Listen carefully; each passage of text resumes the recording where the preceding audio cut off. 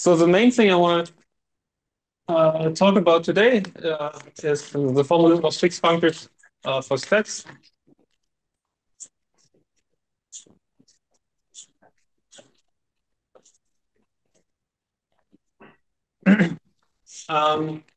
But before I get there, let me try to say, I mean, something that kind of Dustin kind of said last time, and that I kind of also said last time, but we both didn't quite really do, is to do the construction. But first, the construction of the norm on this gaseous space, right?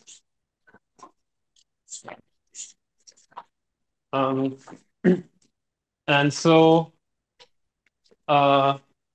conveniently, Dustin kind of already explained that we can assume that we actually have all the roots of Q as well. And so then we want to define the algebra that corresponds to the locus where the absolute value of t is at most r. And or like the overconverging functions on this disk. And as Dustin explained, the axioms of a norm somehow tell you that this has to be like there's a naive guess for what this might be. So this might be like this free algebra on the topological unipotent element T, or scaled suitably so that the norm is equal to R. But that's not quite right, but it's almost right. But when you pass through the overconvergence thing, then it actually becomes exactly correct. So there's a colimit over all, I don't know, let's call it P, such that, so I will use, I will construct a norm for which the absolute value of Q will be a half. And so I want to take, let's call this here A. And so I want to take a free A module on a topological unipotent element, where I rescale T by some power of Q. And so this should be such that this definitely converges here. So we want that, we should secretly think that maybe the norm of T is at R. And then we want the norm of Q to the T times T. This should be bigger than 1. But okay, so this is, the norm of Q is a half. So this is a half to the T times R should be bigger than 1. And now you can do the algebra. So this means that 2 to the T must be less than R. So you take the colimit over all T for which 2 to the T is less than R. What's this algebra?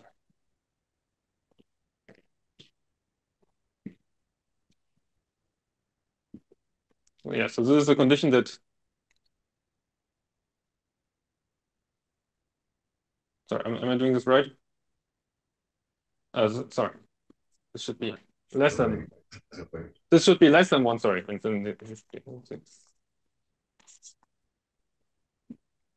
Right, so this is a condition that, like if R is very large, say, then, sorry, am I doing this right? Then we should multiply by a large power of Q to make it somewhat small. Yeah, so this seems right.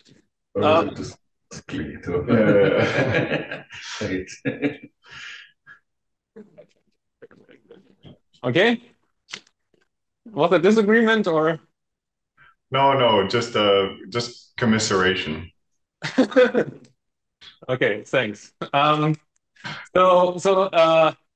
This is the only possible choice. This is what you explained last time.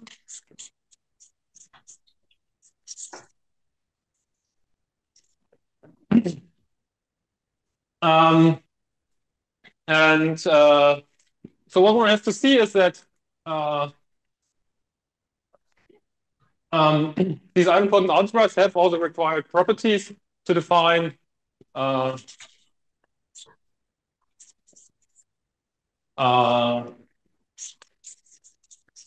well, first of all, you have to see these algebras are idempotent.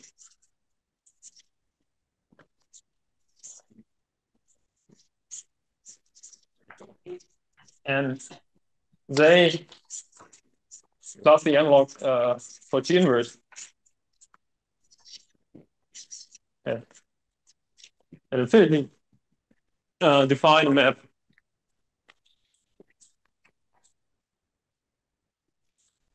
from P1 over E A.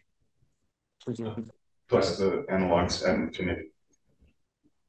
Okay, okay, that was change. Okay. Now you can replace T by T inverse and then pretend this was at infinity. All right, so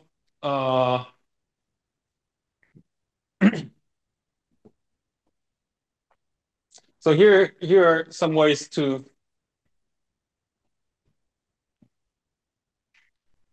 and I mean all of these are some kind of simple computations. Let me just check that the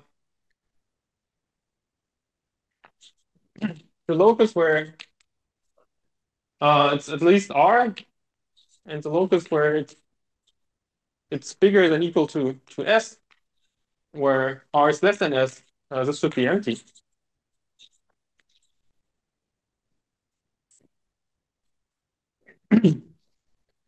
And for this, you have to compute something like you take A and then you join Q to the T times T hat. And say you do a novel T inverse. And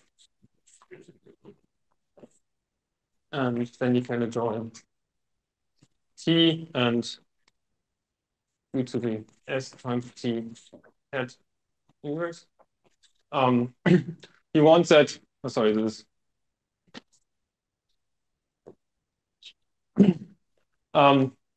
you want to show that such a thing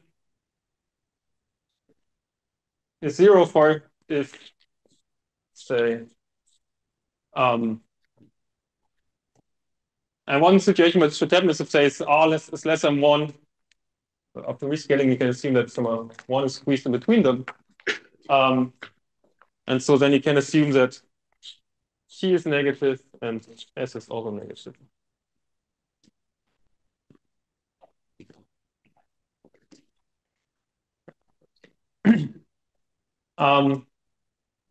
But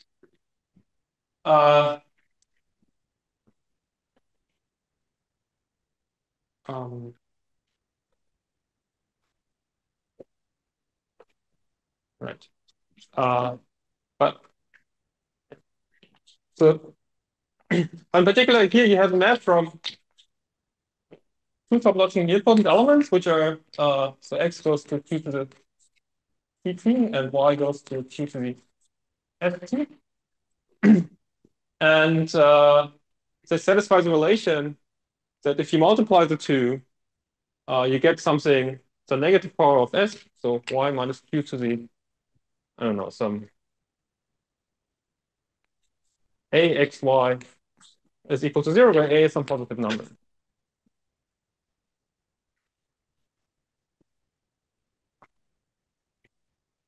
Sorry, this goes to inverse.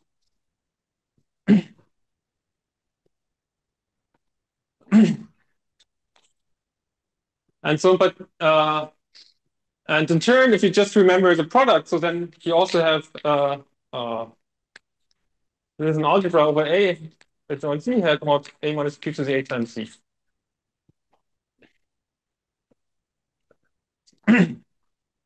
But this is precisely, I mean, A joins Z hat. This is precisely this projective generator that we always use. And then here you're doing 1 minus q to the A times shift.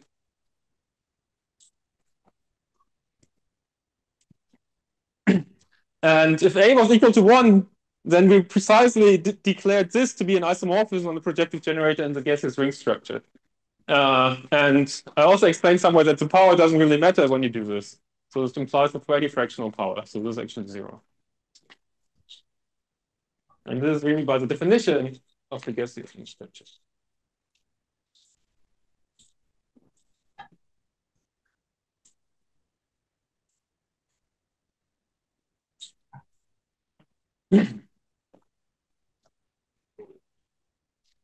right? So like the minimal thing we really need to get this map is that this which shouldn't intersect do not intersect, and this really exactly comes down to the thing we enforce in the gaseous range. And then there are some other things you have to check in. None of the computations is hard.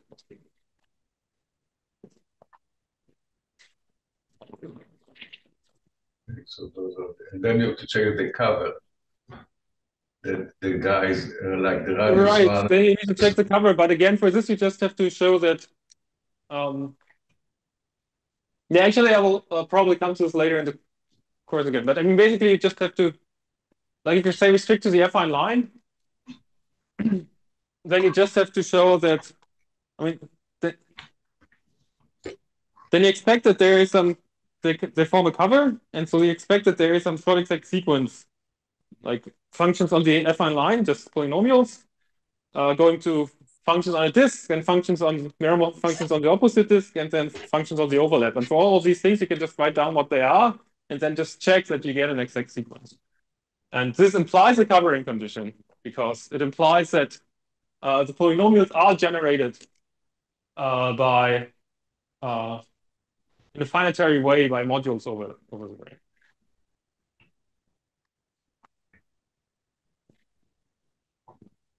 Okay, so you just have to check a cyclicity, like the analog of theta cyclicity. You just have to check the analog of theta cyclicity. I mean,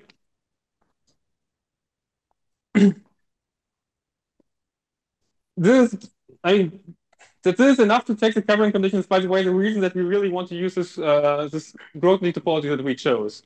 So I think there's another perspective here that makes some of these things easier, which is like instead of using this free thing on a topologically nilpotent, it's like the free thing where you make T topologically nilpotent, which is not really like a subset. You could use the subset where T becomes gaseous, like an analytic ring that's not induced, but they're all sandwiched between each other. So for the overconvergent thing, it doesn't matter. And then at least you have honest subsets, and then it's like kind of easier to check. Which subset? Oh, like I'm saying, instead of using this thing I was calling D as your basic disk, you could instead use an analytic ring, which is the analytic ring gotten by forcing the coordinate T to be gaseous in the sense of like 1 minus T times shift. What was D? Oh, D was just this spec of the PR. Let me say again what Dustin's saying. So you have this disk array, which is this. So I keep my notation, Dustin keeps his notation. Which maps to the affine line and then to the projective line. So that's one thing you can consider. On the other hand, you can also define the following funny analytic ring. So you can take you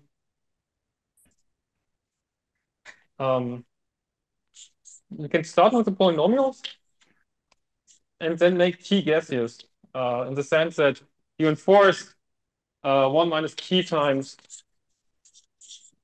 Yes, you enforce 1 minus T times shift as usual on the projective generator to be an isomorphism. T 1 minus T. What is shift here? I mean, on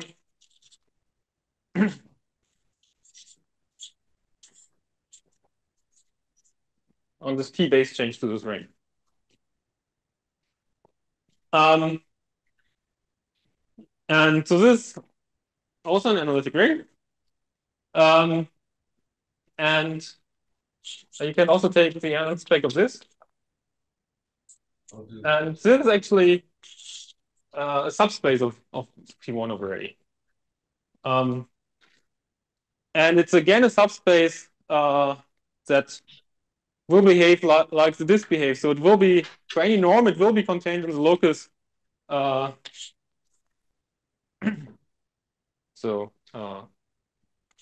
Is contained in norm inverse of 0, 1. And it contains norm inverse of the half open integral.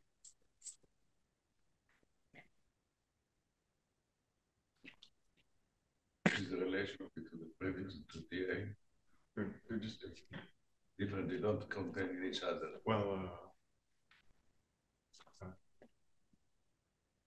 well, one you can't really say contain. And you could even consider a third version, which would be the intersection. So you can also That was not a monomorph. intersect these two. And then something that Dustin mentioned last time is that actually if you intersect these two, this actually becomes an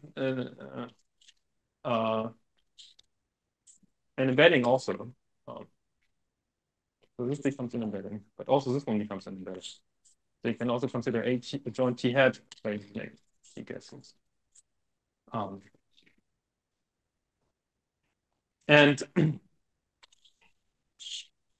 this is also true here. So all of these three things, there are some slightly different versions of what a disk might be. And they're all somewhat sandwiched between like the over-converging closed unit disk and the open unit disk.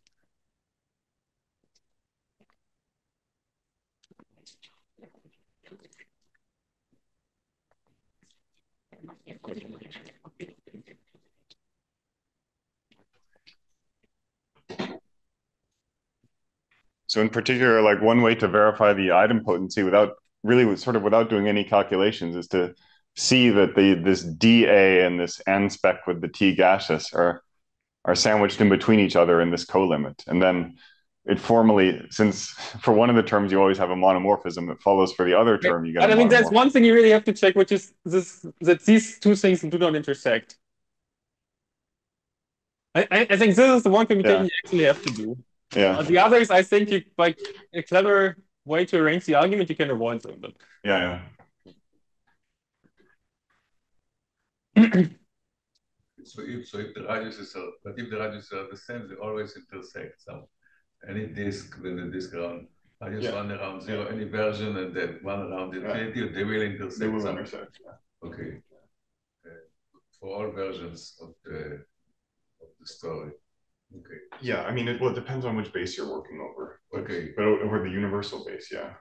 Oh, over QP. Okay. Yeah. Okay, so right.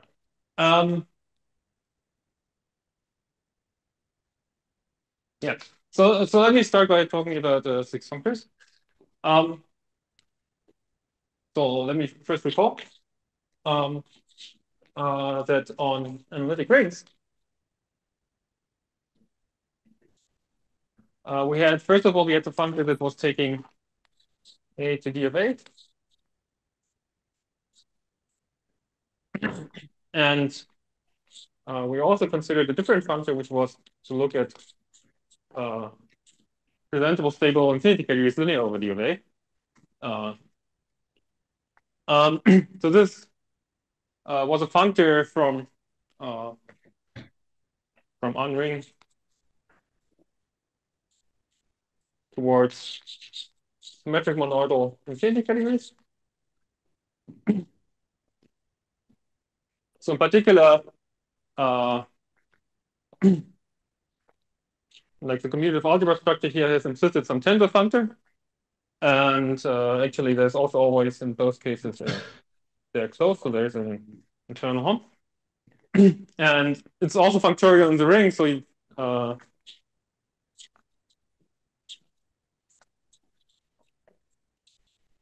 functoriality in the ring. And so this gives you, in particular, for any map of rings, you have a base change functor, which thinking geometrically is always, the upper star and has a right adjoint F lower star.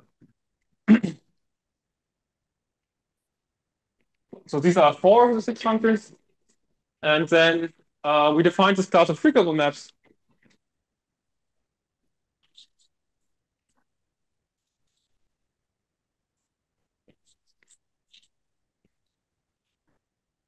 And for these, we had also a functor of lower streaks and upper streak.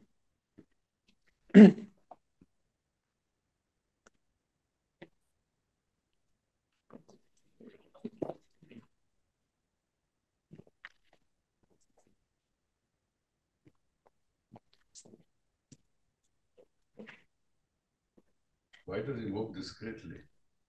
Because of the bit of. Yeah, something.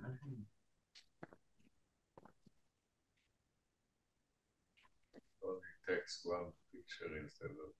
Yeah, it's, I guess, not a high quality camera. Oh, but usually like in films or so on, you don't see that. Right, exactly. You have enough frames to. Yeah. And so we are right. So one convenient way to package all this data is in this notion of an abstract six-functor formalism, which I will call the following. So whenever you see any category, infinity category,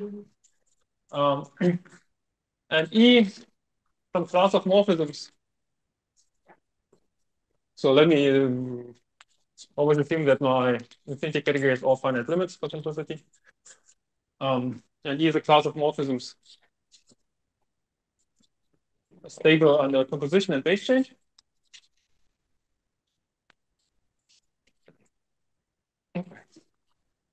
Where composition includes the empty composition, so it includes all isomorphisms.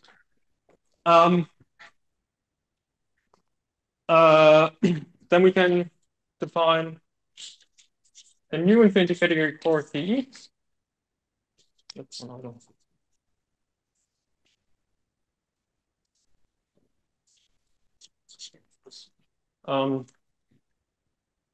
Where, I mean, it takes a little bit of effort to write down the official definition in terms of simplices, but I don't want to write down something in simplices on the board. So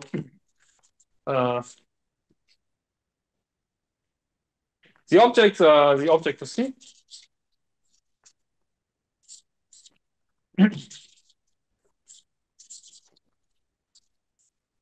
morphisms were these spans. So morphisms from X to Y were given by some object W on top, where the second net here was an E. The composition was given by taking two such guys and following the fiber product. So then if you have two morphisms, then these are both in E, but the compatibility and the base change is in E, but then also the composite is in E. And the symmetric monoidal structure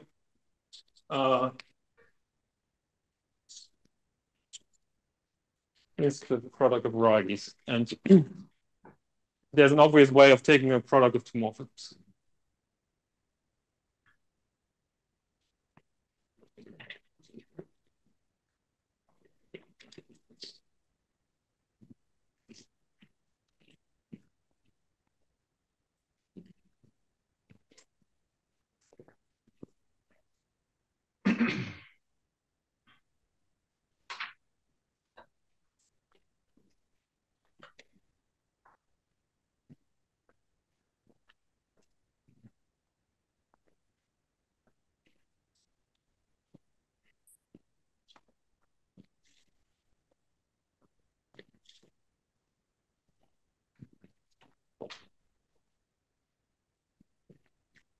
And that makes this definition that, well, first of all, three-functor formalism, where the three functors here that I'm talking about are tensor, fullback, and a floor streak when f is in E.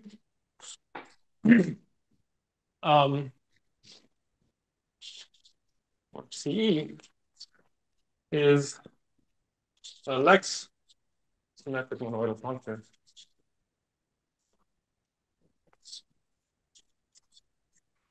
From this correspondence category with its tensor product towards infinity categories with the Cartesian product.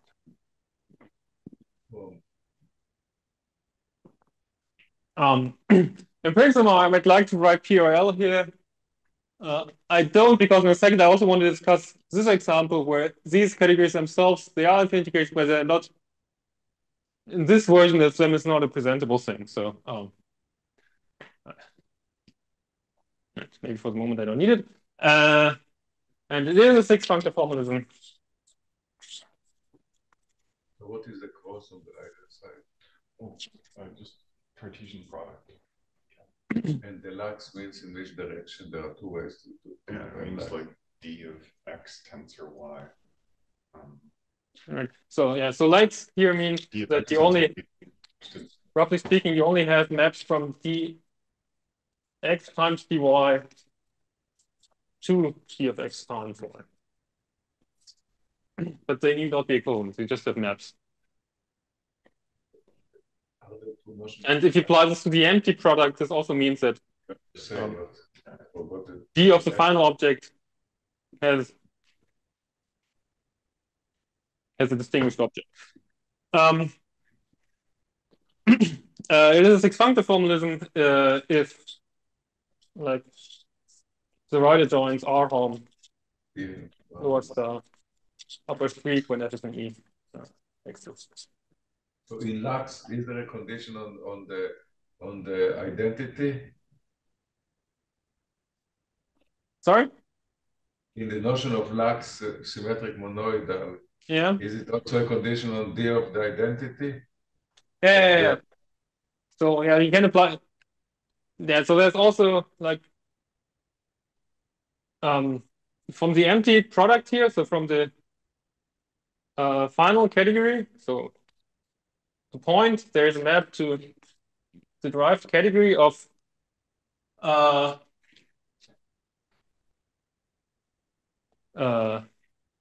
the empty product. So phi of the empty set.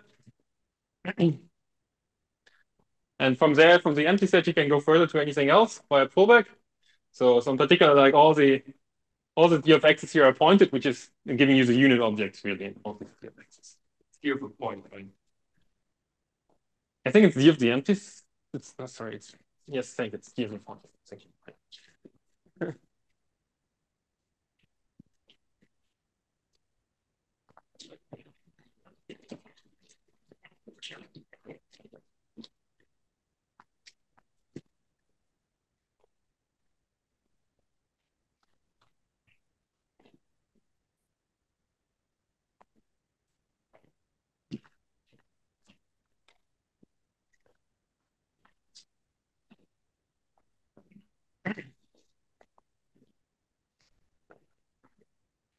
All right, and so a priori, this is a very difficult amount of data. It's not so clear how to construct it, but conveniently, like Liu Zheng proved some very difficult combinatorial recipe. Well, the recipe is extremely easy. The proof that it works is rather difficult. But that makes it extremely easy in practice to construct these things. So in particular, like for C, analytic rings up and E, the speakable maps.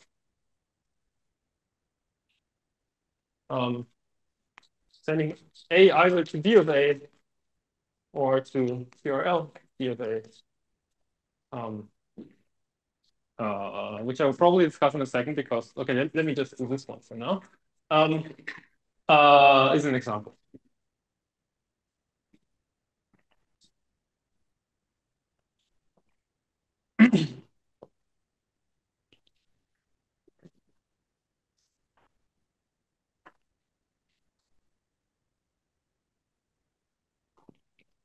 All right.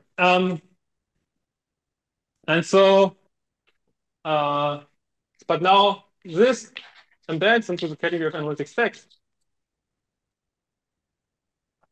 And we would like to extend this maybe to also some larger class of frequentable maps. Well, not just, I mean, the frequentable maps of affine. Certainly, we want also base changes, but maybe much more than that. And so, yeah, so here's the theorem.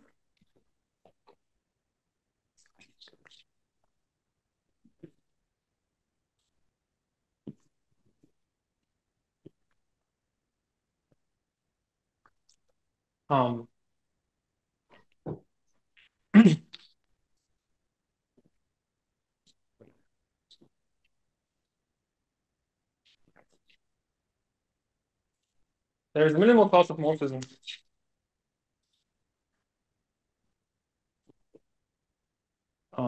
Unique.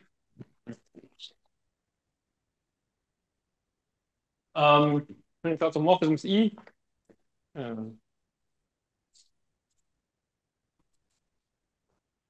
Maps of analytic sex with the following properties.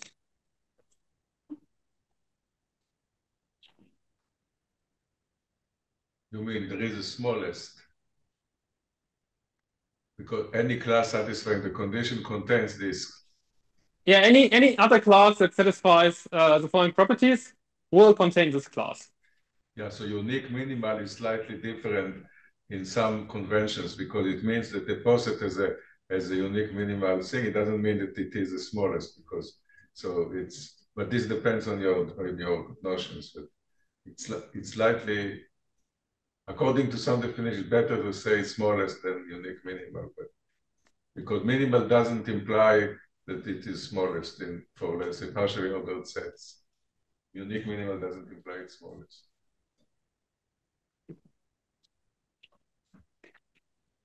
Okay.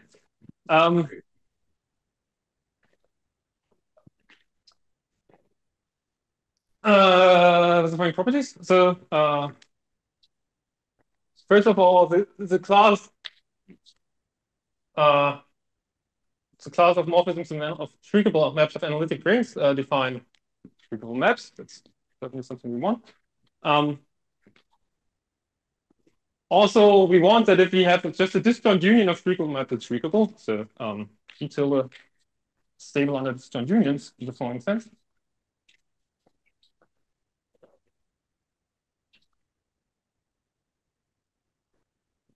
So if you have some fi's from some xi to some common y, all of them E tilde, then F, which is a disjoint union of all the fi's from the disjoint union over y, so from the disjoint union of all the xi's to y. You only take disjoint in this variable in the source. But it's also the case that the map from X to X disjoint union or something should be. I mean, it's clear how you would define a low-Schritt function in this case. I mean, the derived category of the disjoint union is just the product, and then you just take the direct sum of all the low-Schritts.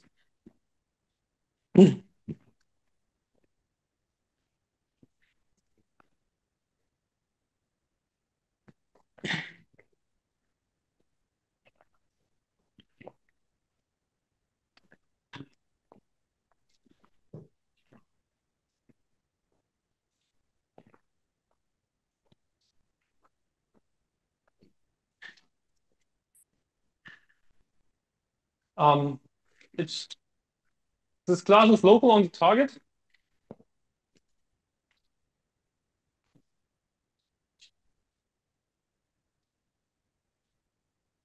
In the following sense.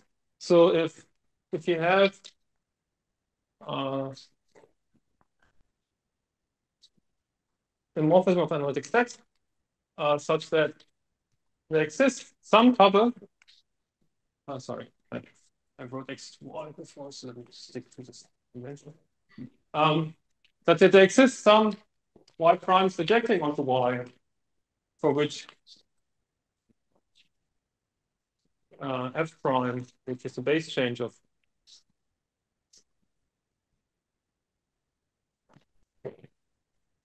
f,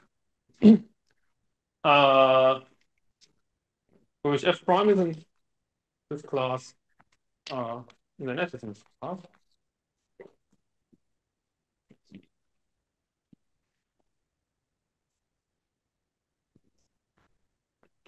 It's stable under base change. You have to say also.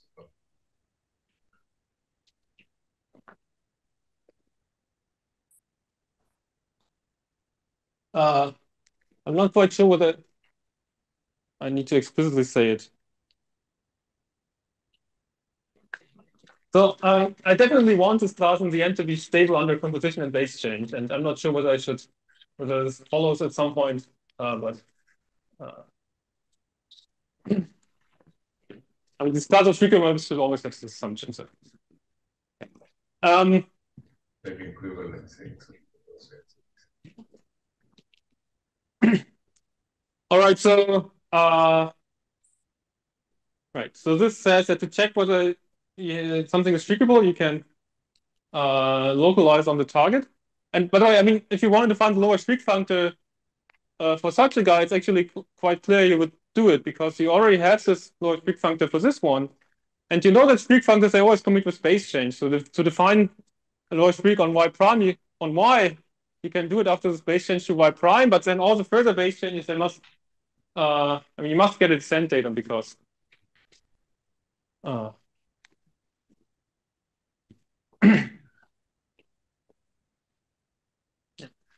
these lower streak functors come with all the base change as a model. All right. But now you also want to simplify it on the story. So you might imagine this is just a point, but this is some complicated Artin stack or something like this. And then you want to be able to compute streak map here by taking a smooth cover and using the streak maps which you already have in the smooth cover. And this is encoded in the next, which is that in the suitable sense is E tilde is local on the source.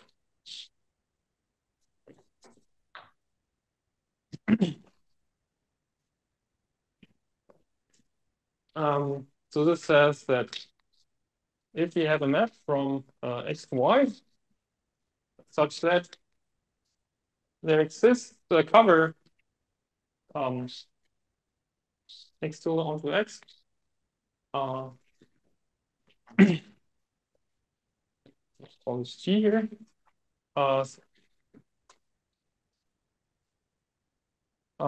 With the following properties that G already lies in E tilde and is of universal streak descent in the sense that I will explain in a second.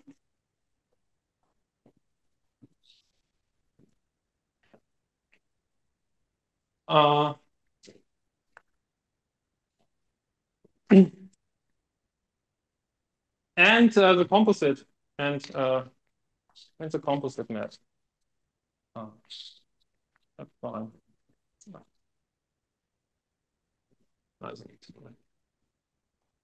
So you should think that this is rather stacky, but now you've covered it by something more reasonable, for which you already know that the composite map is an E tilde.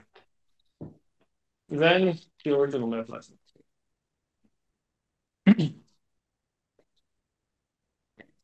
And maybe I should make the remark now that did you say what universal streak descent is up to the top? No. By universal streak descent here, I mean streak descent after pullback to any affine.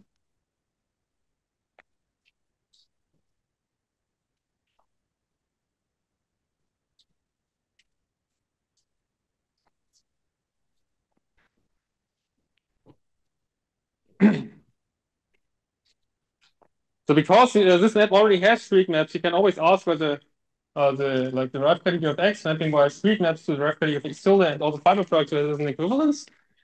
And I ask this not only over X, but after pullback to any F.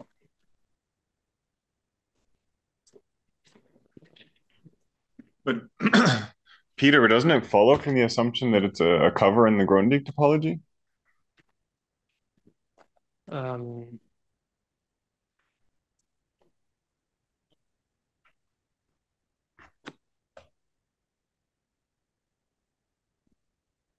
How do you know it is shrinkable?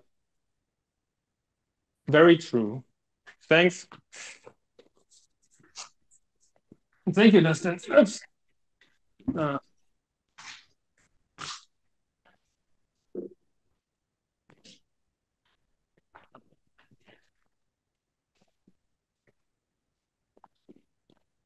Yeah.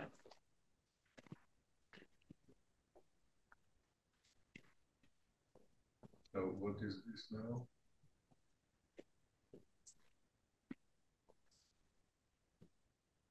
So how do we know that how do we know that there is a shrink for those kind of things? It's the assumption that G is in this. Well,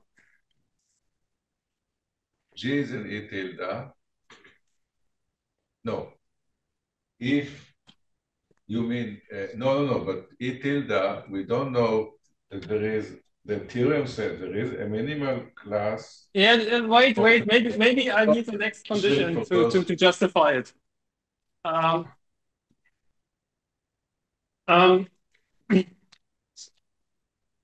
If you have a map x to y is an E tilde, and y is affine, then I actually ask that you can always find a cover of x by things which are shrinkable over y, which are affine.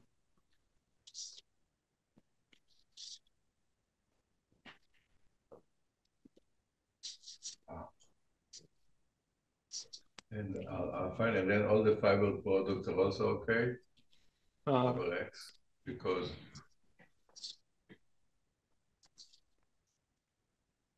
and all the fiber products over x are also shrinkable. So what do you mean? Over y. Fiber products of what? Xi, there is a covering over x, and then but you need the full simplification.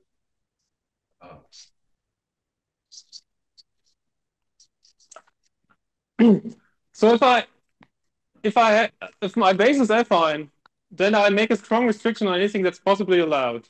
Then I always ask that I can always further find such a shrinkable cover where all the xi's themselves, they lie in this original class of shrinkable maps.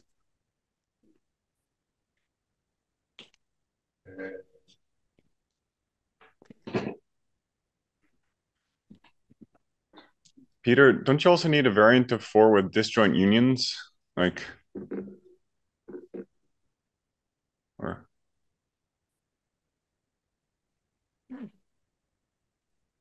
would this be strictly more general? Like, doesn't 2 say that I could always? No, but 2 doesn't say that xi to the disjoint union is in E. Is in E tilde. In other words, if you want to localize by using a family instead of one object, and then you need some argument to reduce to the case of one object. And it seems convenient instead of 2 to have also the fact, in addition, I guess, I suppose in some places that xi to the disjoint union of xi, like x to x disjoint union y, probably it should be in your class because it's just. Yeah, but this is just because it's locally in the class. No, x to x disjoint union y. Why is it in the class? Because it's locally in the class. No, but in locally you assume that. Okay. This one being noticed.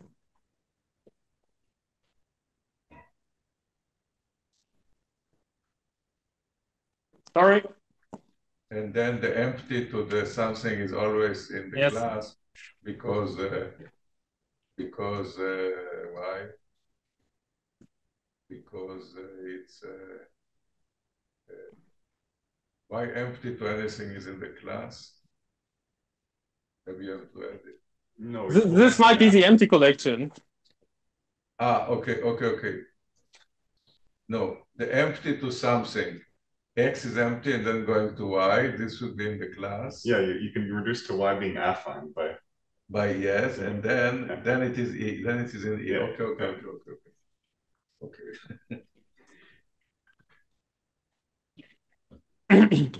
All right, I hope I'm not screwing up, but right. So to use this universal strict descent after pullback to affines for such a map, then after pullback to affine, you're in the situation of this one, but then you always know that you can refine by covered by shrinkable affines, and for which you know strict.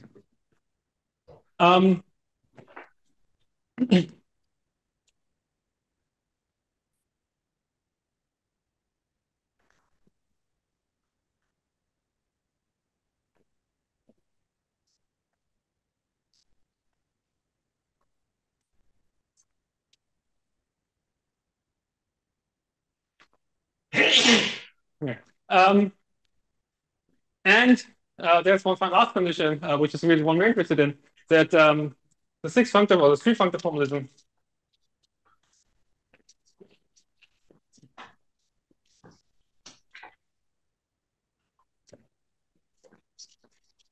extends uniquely from CE. I mean, from analytic rings and the one we have to analytic stacks.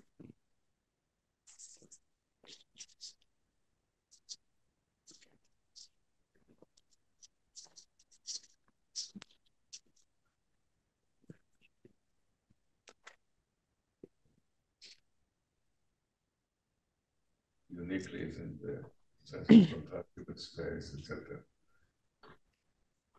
This you have to put it in order to the previous thing. Yeah, so for some of these assertions, I'm implicitly using that. I mean, yeah. Okay. Let me just say that. Okay.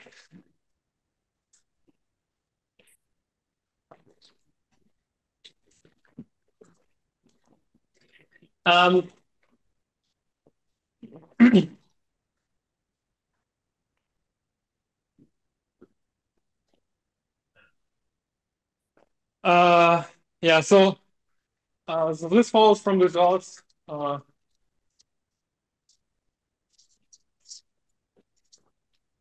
extract. I mean, this has nothing to do with the specific six-functor formalism. This is just an abstract result about six-functor formalisms.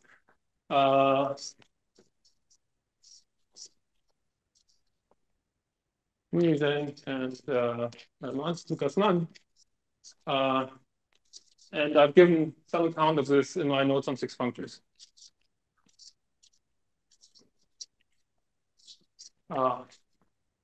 Using a minimal is different setup, but I think the same argument works here.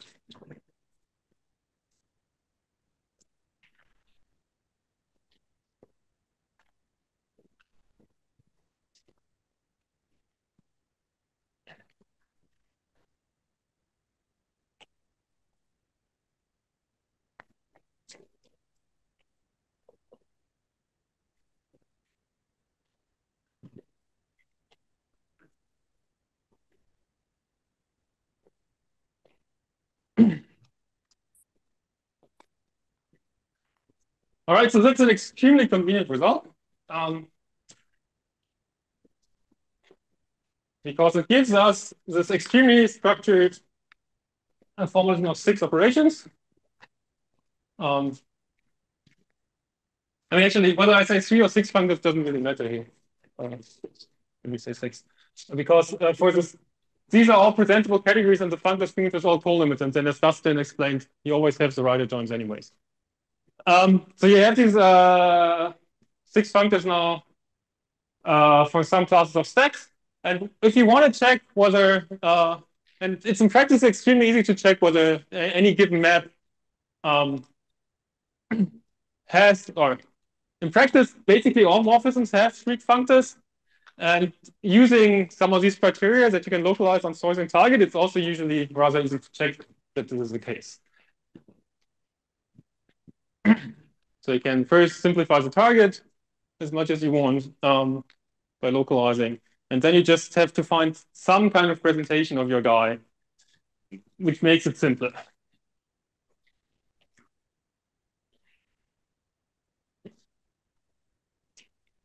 All right. Let me always say a few words about how it's done. So, can you describe this class somehow? No. It's kind of hard to explicitly describe, but it's easy. In practice, you can check that a given map belongs to this class. Let me just give an example to illustrate just a little bit what happens.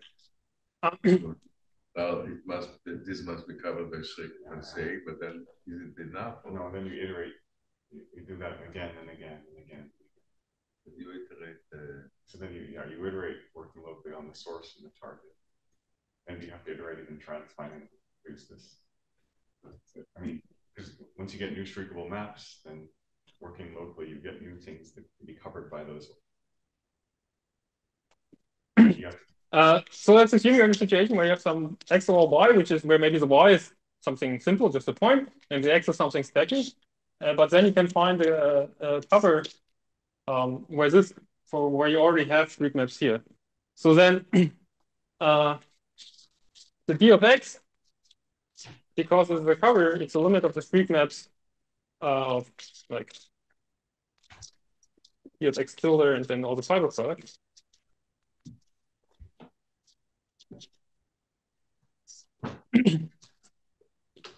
But this is also the same thing as, again, the co-limit along the lower streak functors, now taken in TRL, of the same depth, of the, so these are the upper streak functors, but you have lower streak functors in the opposite direction.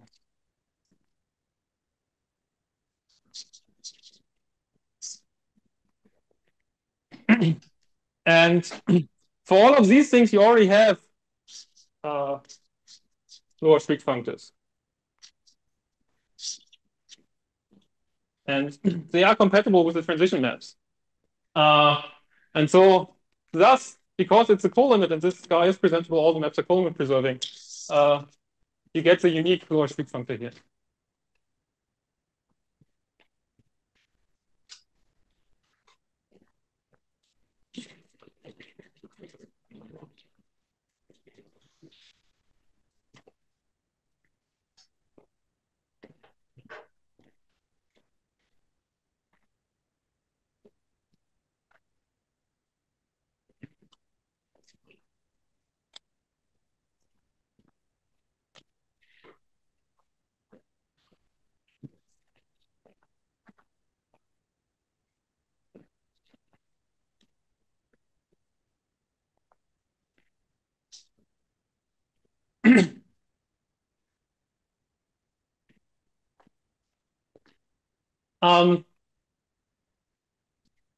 So let me actually give an even more specific example.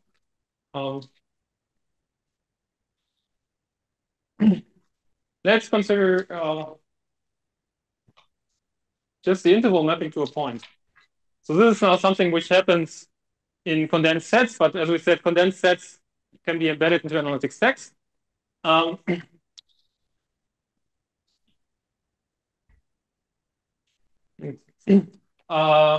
As Dustin explained last time, there is this descendable cover of this by a counter set.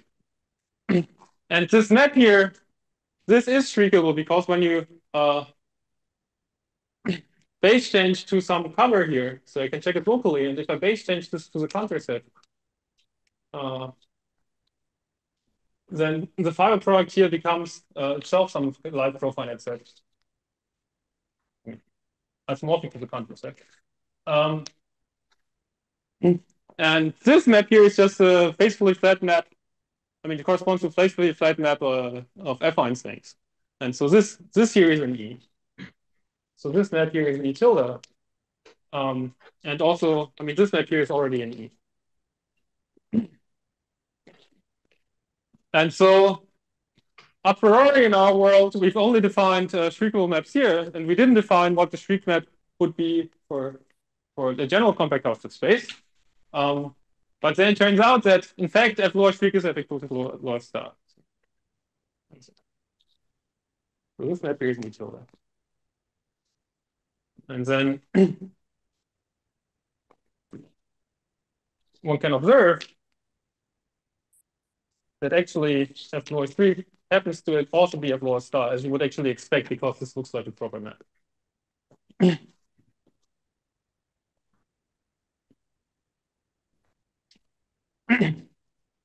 Let me do yet another example. So this way you can, I mean, somehow it can automatically extend like from profile sets to compact cluster space, at least the finite dimensional ones. It also gives an extension to all compact house. No, let me not say that. At least the finite dimensional ones.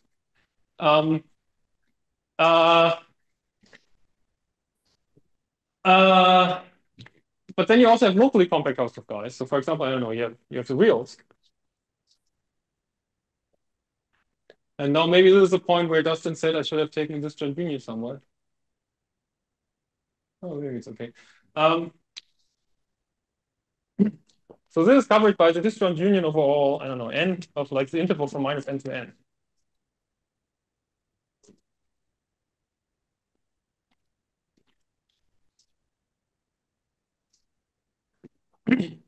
And because why is it subjective? Because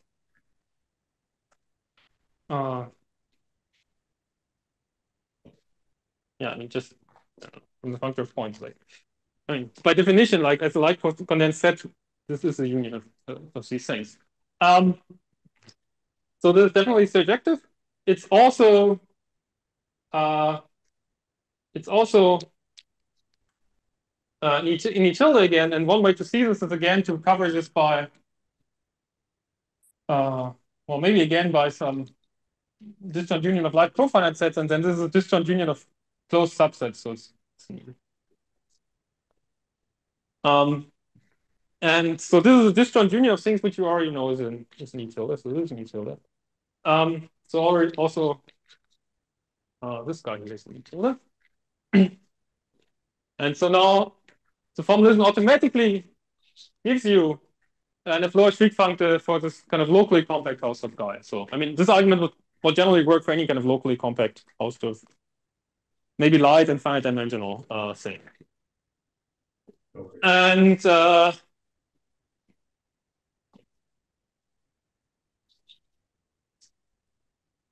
we get some Floer-Schwick, and you can actually check that it is a usual Floer-Schwick. You can observe that it agrees with complex support.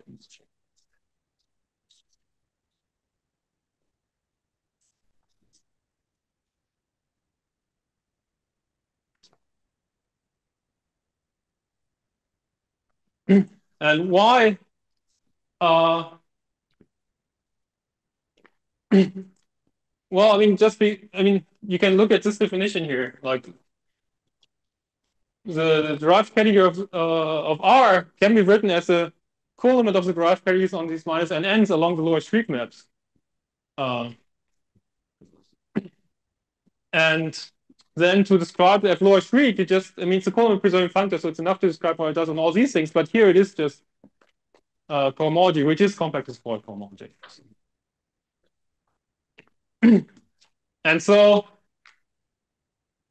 I don't know. I mean, so this very abstract procedure actually recovers a lot of like a priori geometric intuition about what a lower Schwick functor should be.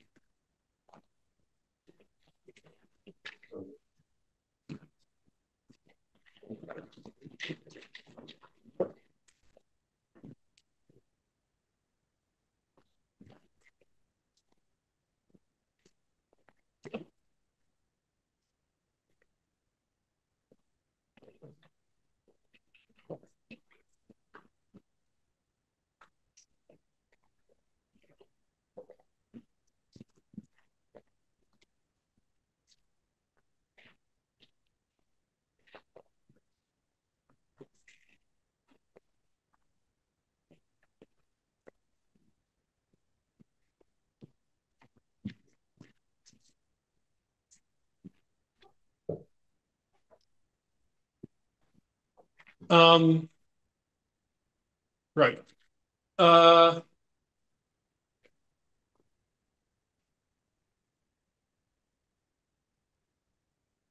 Yeah, maybe.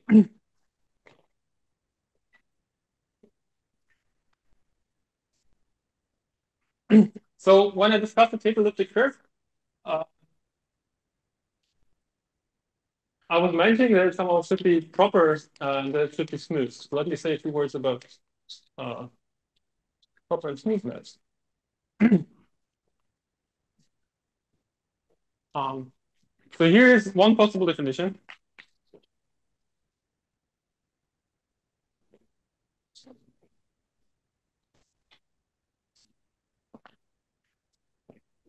So this is an inductive definition.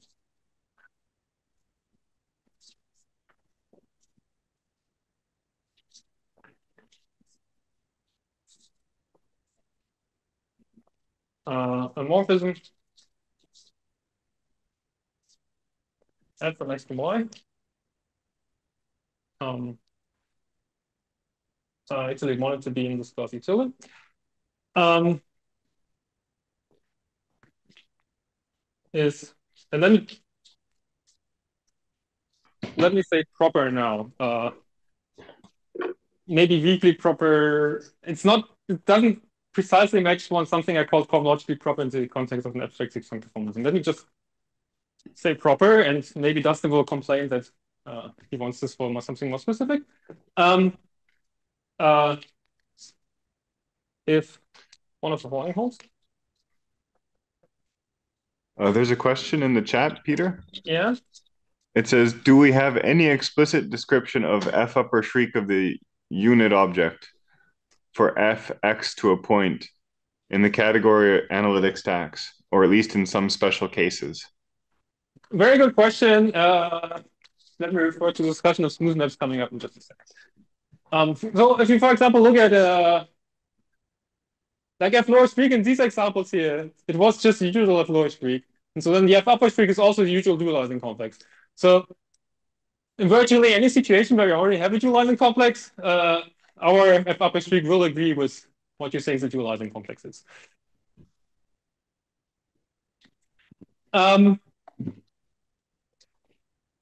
Except, like, one thing you have to be careful about is that if you embed schemes into analytic stacks in this way, in this kind of with a trivial analytic ring structures, and all maps become proper, as we said, right?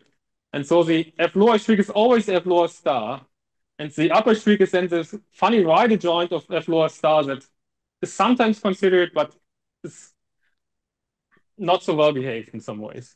So if you want like the usual dualizing complex on a scheme of finite type or something like this, you should rather use this other embedding using relative sort structure. With this caveat, I think, no. Anyways. So let me try to describe the finite class of promorphisms. So one case that I definitely want to be proper is that it's relatively representable in affines.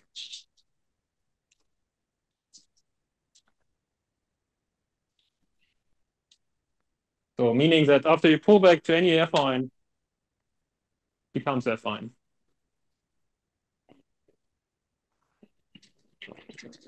Relatively represented affines. Sorry, in the following set and proper. You want to pull back to I.e. for all y prime to y plus y prime affine. Affine proper map. X prime, which is the fiber product, is affine. And X prime to Y prime is proper in the sense that we used before for affines. So that it has the induced analytic structure.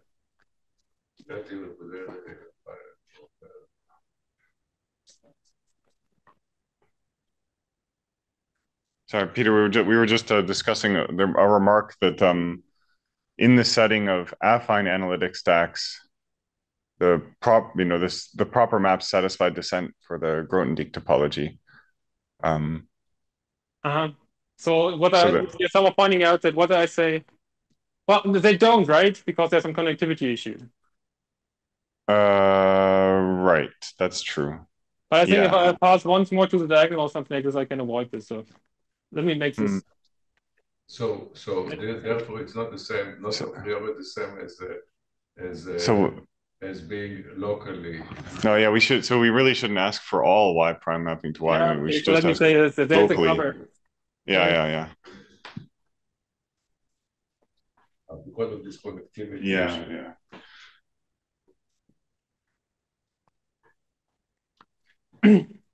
There will be a second part of this definition, and I would hope that with the second part, it wouldn't matter what I said here, but okay, I didn't carefully check it, so let me maybe not explain.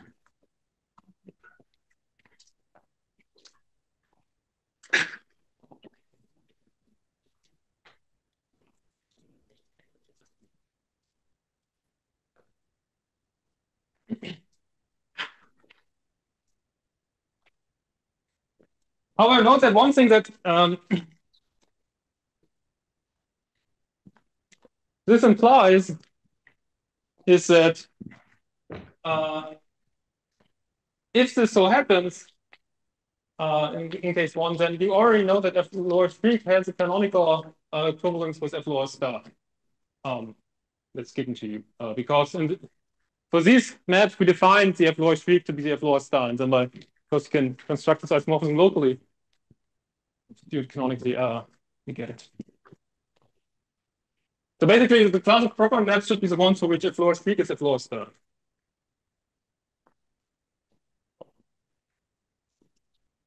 But say it like this, it's not a condition. But I want to say something which is really just a condition. And so one way to do this is to, oh yeah, like for these guys, you have such an identification. And in general,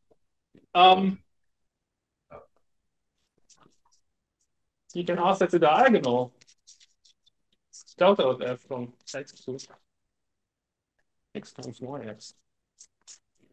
It's proper. This is why I'm saying it's an inductive definition. This might be proper in the sense of 1, or it might also be proper in the sense of 2, in which case it passes the diagonal again. It then hopes that it's proper in the sense of 1.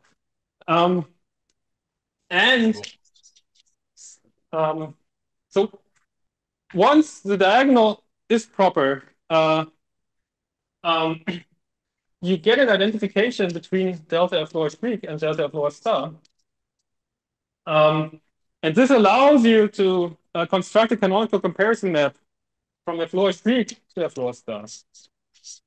As I will maybe recall in the second where this comes from. And the induced map.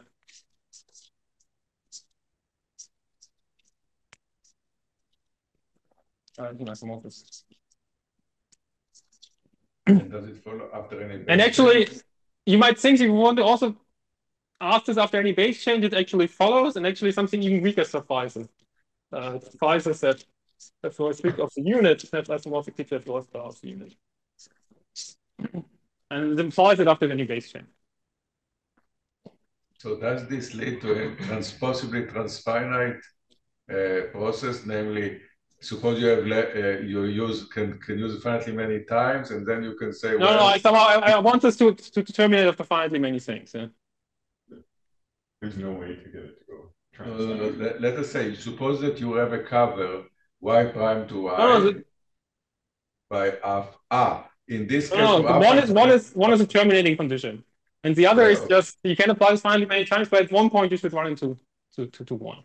Condition 1. Okay, so this joint union of countably many guys, the xi to yi, which are proper in the I sense, will not be proper if when the sense goes to infinity. No. So again, this should be a disjoint union here. Sorry. What?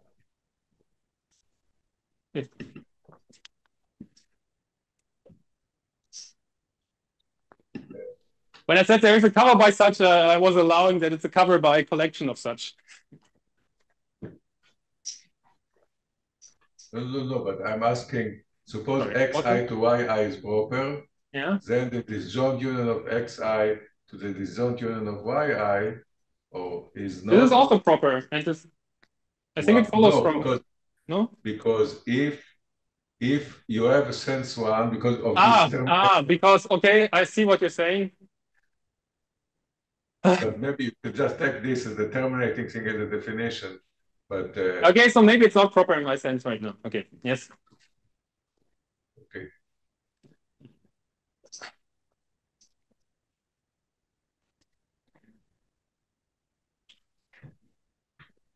What's the problem? No, it's not a problem, just a variant where you because this is just simple induction. Yeah. Without going to omega. Yeah. So suppose you have x. So yeah, so maybe I should really make this I should say that proper is first define proper. Both of these things are like QCQS, because I think this should be the case. And then in general, if it's true after pullback to any affine or something. No, but I still don't see the issue. No, because suppose you have QCQS things xi to yi, which are proper but in higher and higher senses that you need higher and higher direction. I see. Okay. Then you take the disjoint union, this will not be proper. All right. But I'm not exactly sure in this theory how much you can reduce to QCQS, because anything has a cover, but the equivalence range itself is not QCQS in general. So you don't have good reduction Because but I mean, here the proper case, these things I think should be QCQS, because here the basic ones are QCQS, and then the diagonal is. And I think from this you can deduce that F must be quasi-compact at least, because it implies that F is like to Scholze limits. So these things should be QCQS in a very strong sense. These maps. All the maps are QCQS. Yeah. Right. So in this sense, maybe I screwed up the definition. I should have given this inductive definition only this QCQS case, and general say locally. Sorry. But thanks for the correction. Right.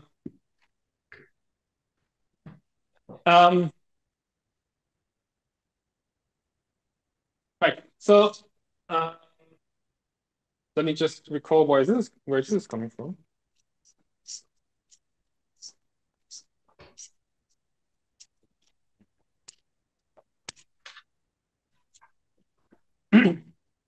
So let's look at this diagram. So then this map, giving such a map, is the same thing as giving a map from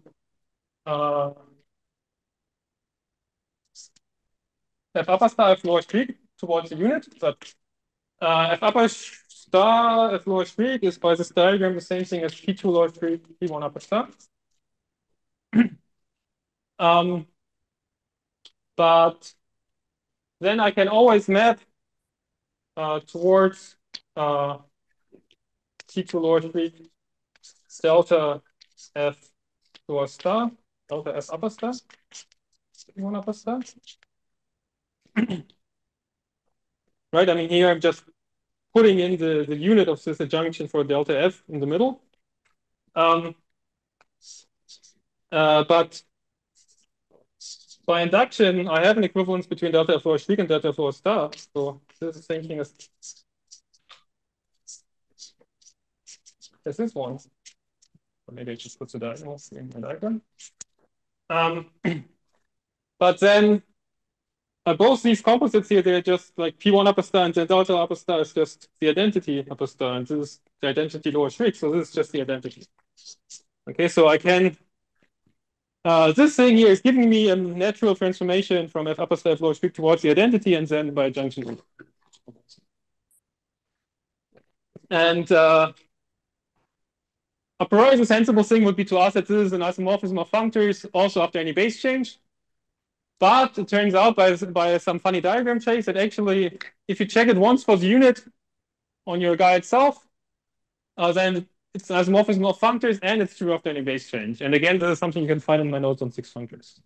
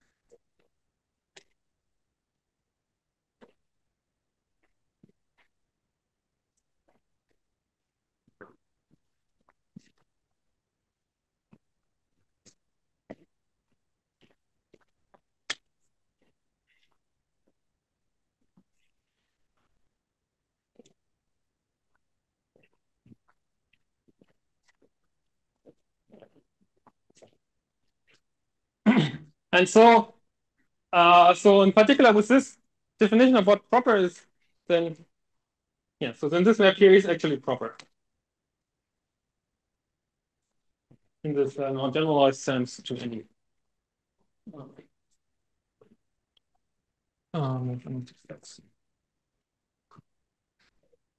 Careful, however, that if you have some kind of Hilbert cube mapping to a point, then I'm not sure whether it's actually in tilde. Dustin, do you know? In any case, it's not proper. No. Because there's some, the lower star functor doesn't actually commute with Scholze because of some infinite comodular magic issues. Right, so you can define these things. And you can also define smooth.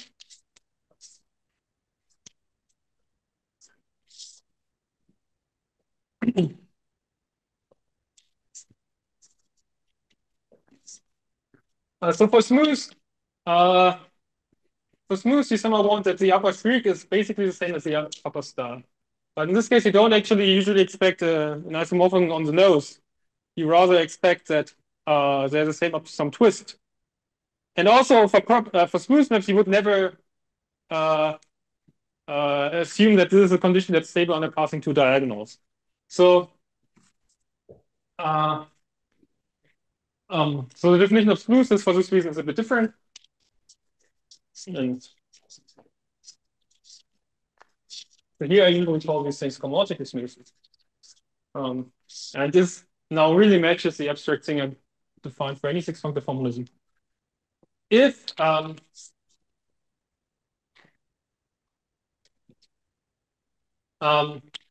now I really want to ask this after any base changes. Sorry, let's see this class of suitable maps. And if there's a base change.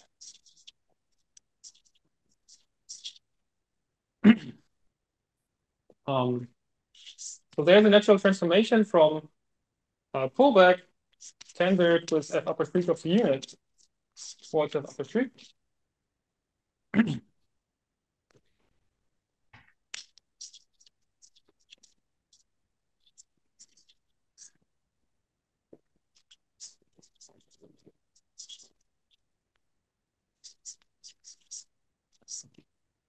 And f upper streak of the unit, which will be some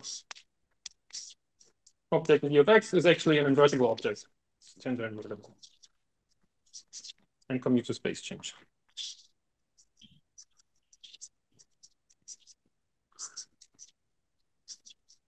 And so, I mean, you can form this f upper streak, the dualizing complex for x over y, but you can also do it for a base change, where it should also be an invertible object. And I asked that the formation actually commutes to space change. Again, you can somewhat reduce the amount of data you actually have to check. But not do it here. Let me rather just briefly say where the center comes from. And so again, I'm mapping to right adjoint functors. So what you should try to do is introduce a map from the corresponding lower streets.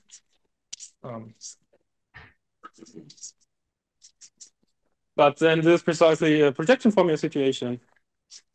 So here, pullback of something. And so then this thinking is. But then just by a junction.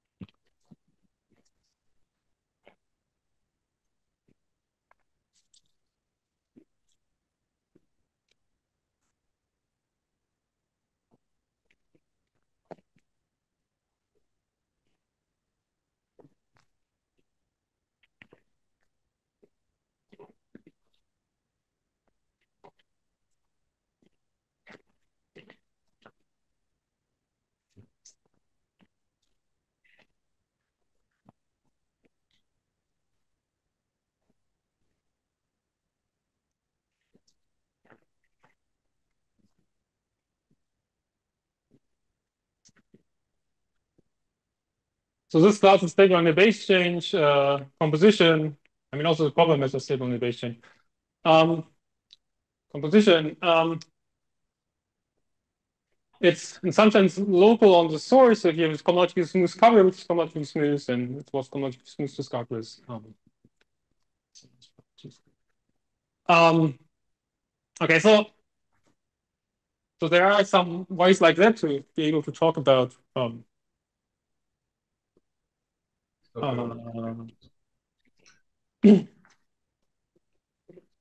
yeah, some notions of proper and smooth maps. And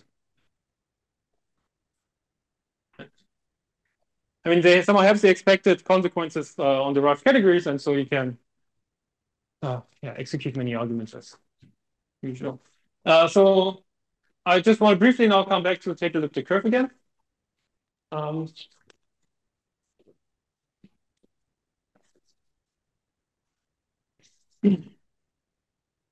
right, so A is now again this gas displacement.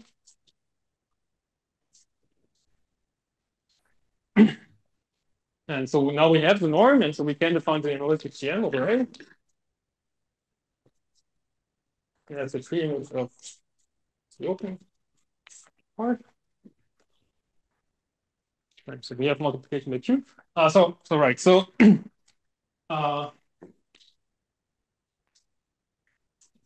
now we can make some assertions.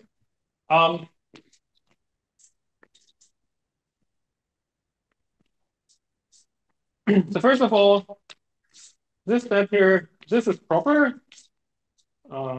That's, well, it's not representable in affines clearly, but the diagonal is, because the diagonal is just the diagonal of P1. Okay, that's affine.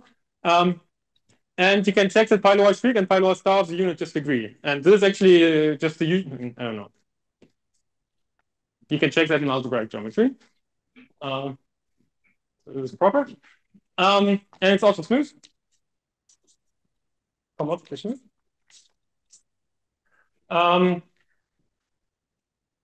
And for this, one should, I mean, you can either just really just check that directly. It's not hard.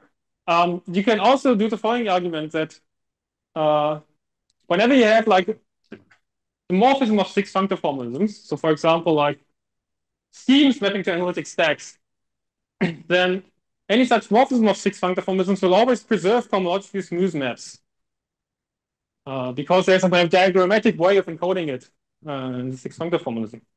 And so the smoothness that you somehow know in algebraic geometry automatically implies it. And then the algebraic version implies the analytic version.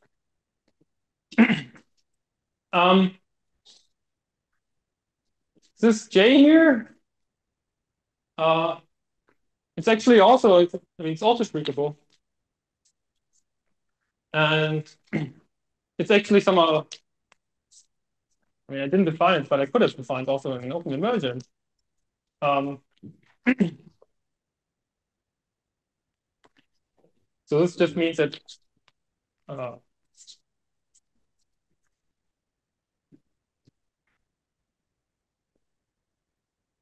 identity. And again, this is something you can basically reduce to just 0 infinity and like the open guy and the closed guy, where somehow everything reduces to the usual 6 functors on locally compact cluster spaces.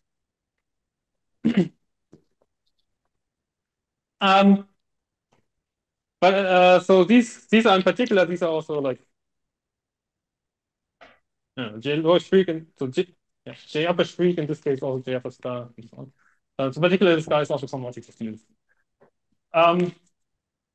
So this guy is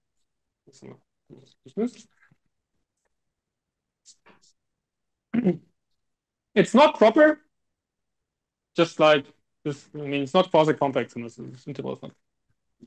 Okay.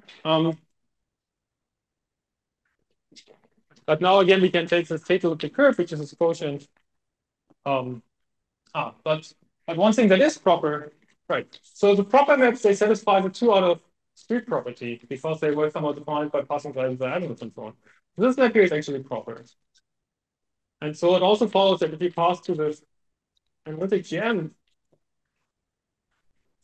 then it's still proper over 0 infinity.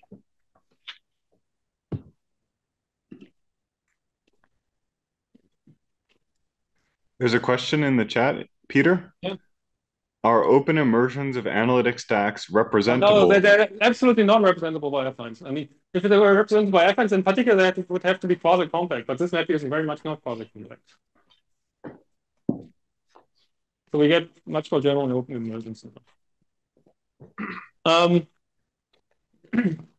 Right, but now the state elliptic curve, it's this quotient of this analytic GM mod P to the Z. And so this maps to 0 infinity mod rescaling by powers of 2, which is a circle.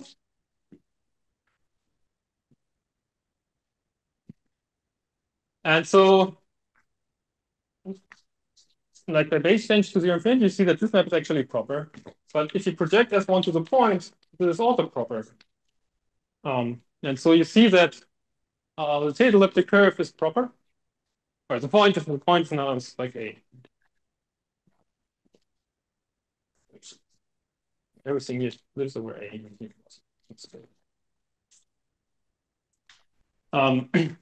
So you see that this construction gives you an analytic stack that's proper. But also, I mean, this map here is locally split. And so this means also this space here is locally the same as this analytic GM, which was smooth. So also this guy here is homologically smooth.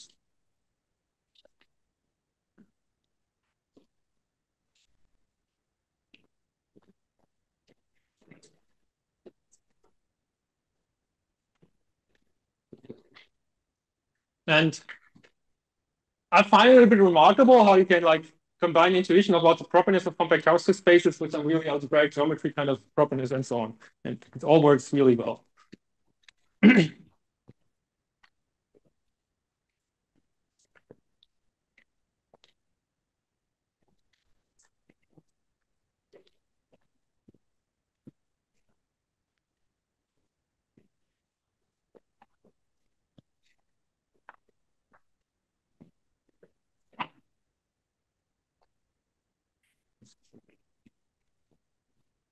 And right, so yeah, so also it comes with a section, the unit section, I mean, given by 1 in GN.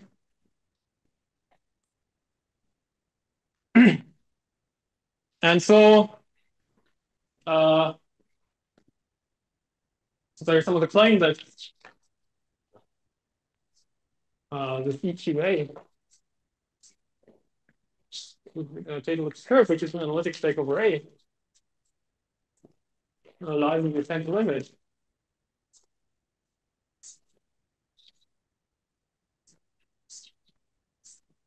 Of the function from schemes over the underlying. Lies in the Lies in the essential image of the fully faithful embedding from schemes over the underlying ring and the ring abstract ring. Internal stack over A. we prove it is fully faithful or it's so this is some algebraization.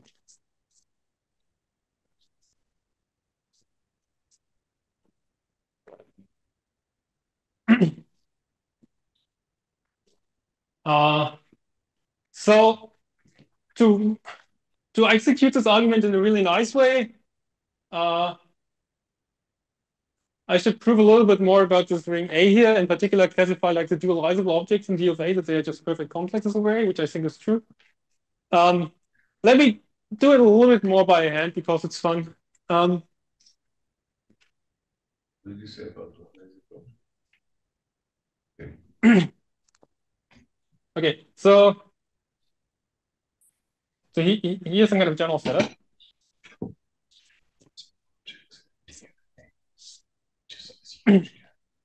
So let's say A is some analytic ring.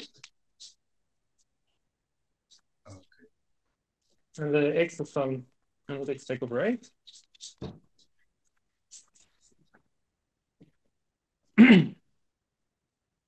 And we want to find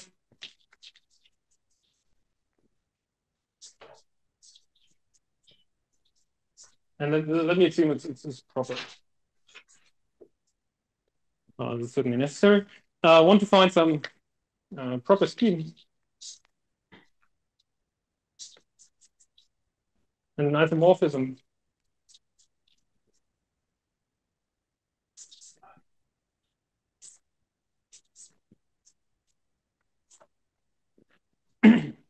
to the analytification.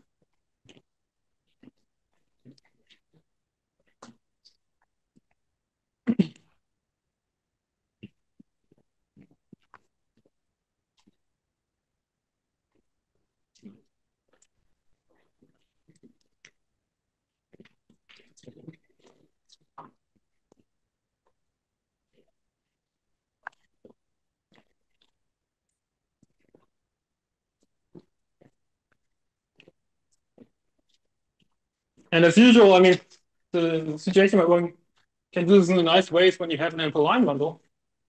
So let's analyze it a little bit.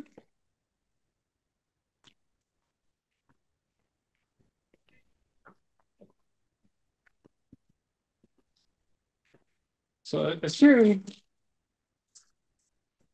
you have the line bundle L on X with defined properties such that, I mean, some tensor power of L, or by replacing L by its tensor power L itself, L is globally generated.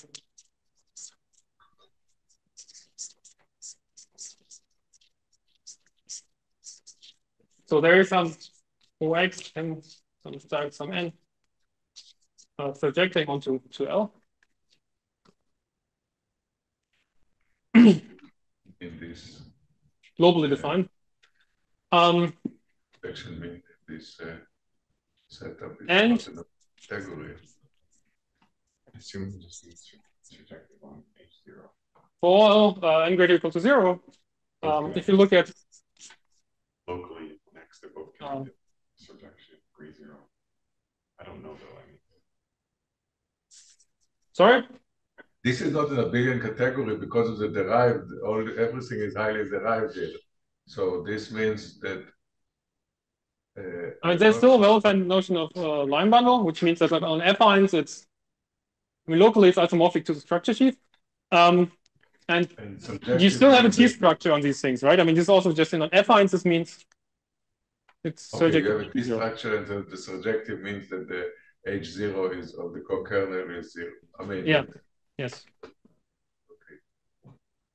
And for all greater, I bigger than 0 and n bigger than 0, there's no higher cohomology of these guys.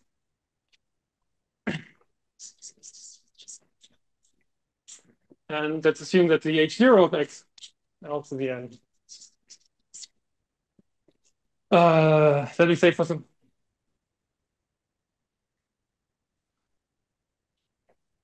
Yes. So I think I really just need that it's the module over the underlying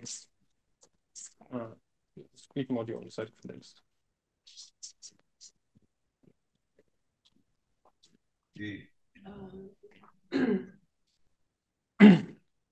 Like for any analytic ring A, like the abstract modules over the underlying ring embed fully faithfully into the complete module.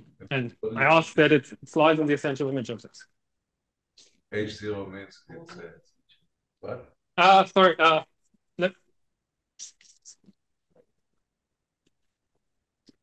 R gamma. R gamma. I mean, because it might be derived. I mean, in the situation I'm in, everything, there's no derived structure, so it doesn't really matter. But I definitely want that there's no higher cohomology, and yeah.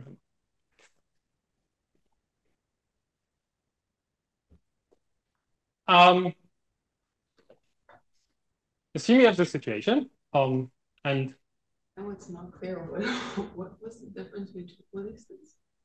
R gamma and I mean, this is just, I'm just trying to say you have an ample line bundle in some approximate sense. So for example, I want that it's global, or replaced by some tensor power, it's globally generated, and there's no higher cohomology of tensor powers, which you can arrange. And I also want that the global sections are not something, somehow just a discrete module, because I want an algebraic scheme at the end. So then we can define something algebraic to be just a project of the greatest range. Is this R gamma, is it just an H0 or can we have a positive homotopy? Yeah, I mean, if somehow X is actually derived, it could have positive stuff. Let's not worry so much about it. the vanishing quote. So you can define this thing here as a derived scheme over condition. the underlying ring. I derived scheme. And you automatically get a comparison map from this algebraic guy and multiplied.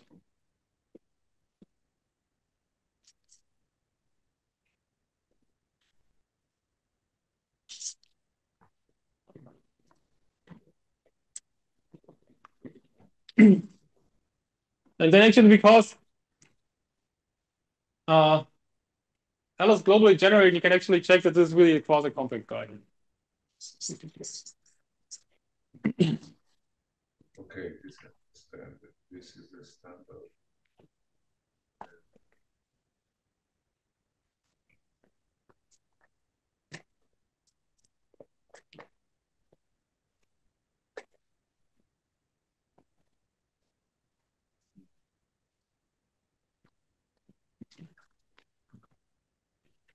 But it's not enough to, it's not, because you added L to that section somehow generated by, this is I hope so, at least. Okay. So, so something one can say in the situation is that so anything that comes from algebraic geometry, as we said, is automatically proper. So this M is actually automatically a proper map.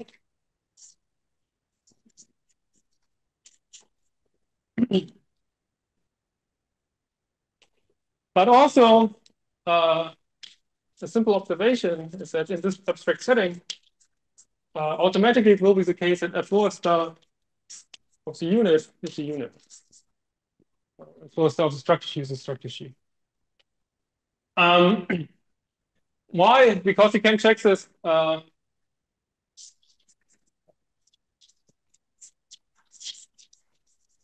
We can check after pullback to F1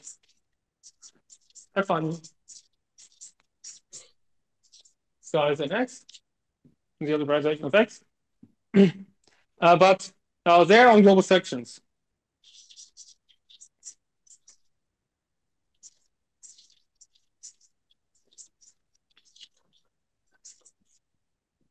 Because on an affine guy, like an isomorphism of sheaves, it's just an isomorphism of the global section because it's affine.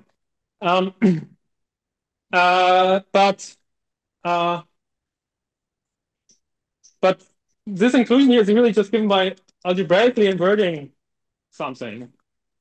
And so then this F law star here is then just some filtered pole limit of inverting some function F. So this actually just reduces to the isomorphism on sections that we know.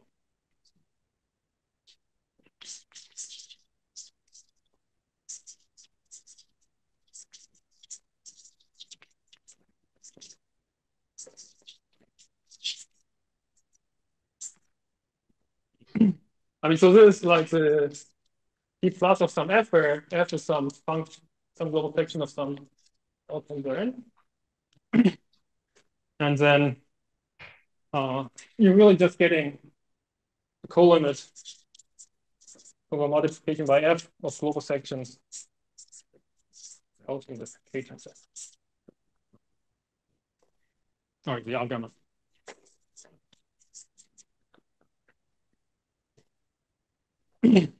I mean, either on the algebraic guy or on X, but somehow the algebraic guy was rigged so that like the global sections of the line bundle are the same on X and in the algebraic version. L tells of what? K times N. The co-limit over K with transition of some modification by F. If there's some section of L to the K. For F, a section of L to the K. Or N, maybe. I don't know which, yeah.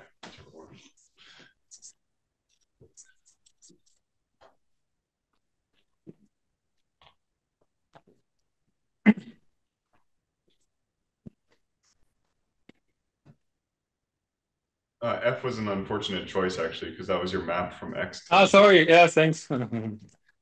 S. Thanks, sorry. G. Did I use G? No.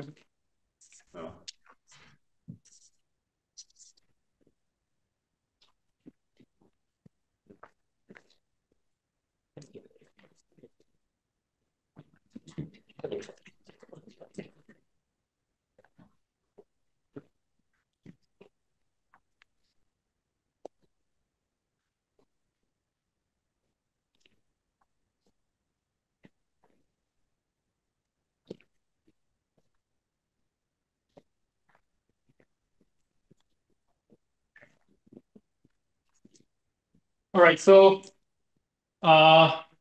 So you have a proper map of analytic stacks where f lower stars unit is a unit. This actually implies that it's a surjective map because, like, yeah, this is a surgeon space true of any pullback because that's proper. So f lower stars, f lower streak, it comes to any pullback, and so this means that after pullback to any affine, you can get the algebra in terms of the image, and so this actually means that f is surjective.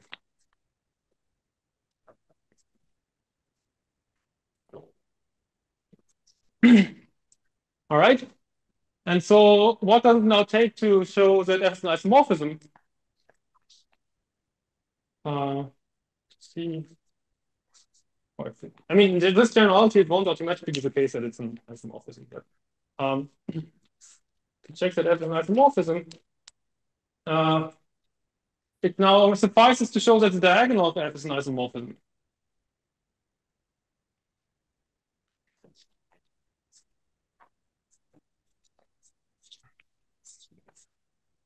Right? Because if you have any surjective map of sheaves, then it's an isomorphism if only if the diagonal is an isomorphism. But this is the assertion that if you have a diagonal of x here,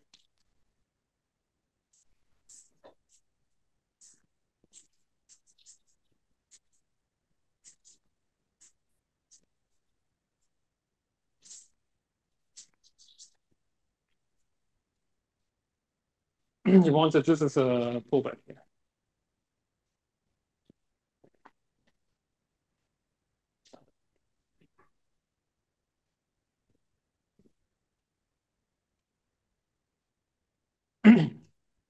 Actually, this also implies something else. I should have said. Also implies that the pullback map from the garage category of this algebraic guy is actually indexed fully faithfully into E of x because because if I look at f lower star and upper star, then by the projection formula, this is just tensoring with f lower star of the unit, the identity. So the unit of the adjunction is equivalence, which means it's indexed faithful. And this holds for f, but also for any base change of f. So in particular, also here, these pullback maps here, they are fully faithful. And so if it so happens that if the diagonal of x is affine,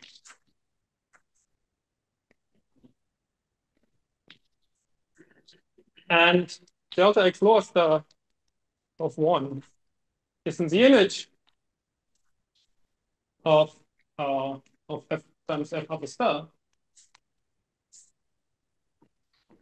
The discussion to show that, to give an example of a proper map, or No. to explain To what prove algebra is. the Taylor-Dick curve is algebraic.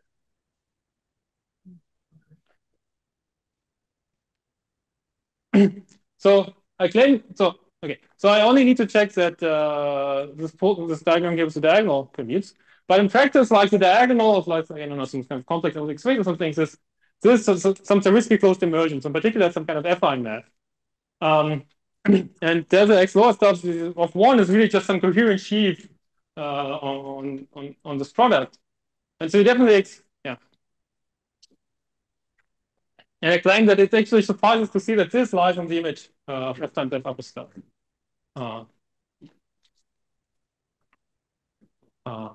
Then we win.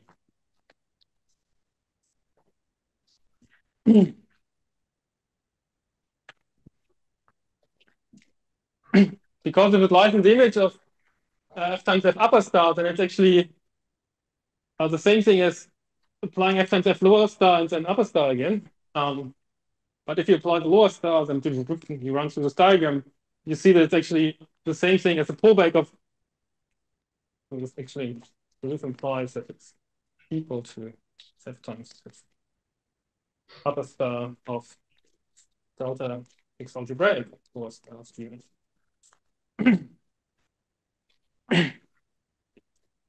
But then this means that, yeah, but then this means this is somehow a pullback diagram.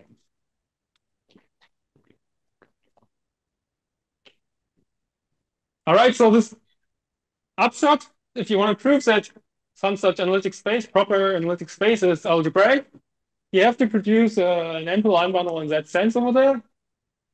Then you automatically get this kind of comparison map to some something algebraic.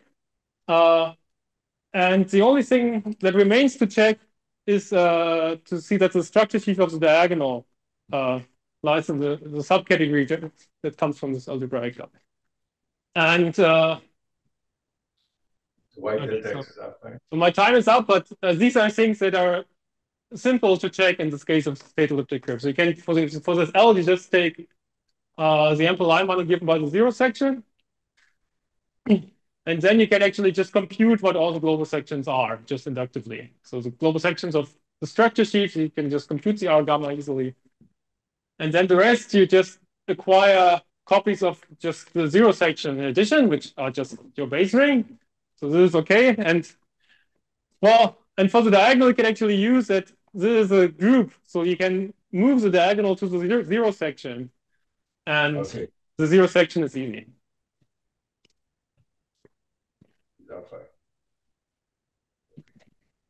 All right, my time's up, so let me stop here. So I want to clarify, just from the viewpoint of general scheme theory, some point here. So you consider proj of rings which are not assumed to be finitely generated. Let us suppose that we don't have a derived ring, we just have usual ring. So for example, the graded ring of H0 on some scheme X of powers of a line bundle. So we just interpret what you said for normal schemes for simplicity, because I'm not sure about. So now when you look at the notion of proper, like Grothendieck defines finite type separated universally closed, but of course people thought about the case of non-finite type. So you can have a universally closed, maybe separated, but then this turns out to be projective limit, or in the QCQS case, a projective limit of usual proper things.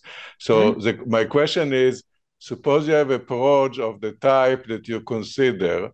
So what we know is that it's covered by finitely many opens, of standard basic principal opens, whatever. But is it the case that it is proper, well, in this universally closed sense? So this means that the problem is that, of course, in the tate elliptic curve, I think the algebra will be finitely generated, but that suppose you just... Over? Yes. I would allow the case that the graded ring is really just you start with any ring in degree 0 and then just repeat it. What? Yeah. The graded ring might just be any ring you start with in degree 0 and then you just repeat it in all the other degrees. So all degrees are the same ring. And the multiplication. And multiplication is multiplication in the ring? Right. And so then you just get any affine scheme in this way. Why you get a proj? No, but this will give you proj of AT, which is. No, I mean I wanted to be proper over the right things, that is over the H0. I mean over the I have the age. I have the ring in degree 0. You make the degree 0 part as small as you like. You can base it. Okay, you can make the degree 0 part Z, and then the other thing. Yeah. Of course. Then of course it's not. Okay, thank you. Okay, but at least in the tate case, I think one will have also that H0 is. Okay, so your notion of proper. So how do you know? Yeah, I mean all quasi-compact, quasi-separated affine schemes are proper. For QCD, in your sense, in your sense, not in the usual sense of algebra. Okay. Okay, so it's not the usual, but it's funny that usually Gaga is for proper things, not for. Well, no, I mean this can only work if the analytic space here. Well, all schemes embed fully faithfully into analytic stakes in our world. So and also the coherent sheaves and so on. So there's some kind of Gaia, but for some kind of funny analytic spaces. But if the X here is some like more usual kind of, I don't know, complex analytic space or something exists, then such an algebraization can, of course, only work if the X is proper in the, I mean, like also if you want to get Serre, like complex analytic spaces, they basically embed into our category. And if you specialize the notion of properness I defined here in that setting, you get the usual notion of properness. ah, okay. Because it implies quasi-compactness. Okay.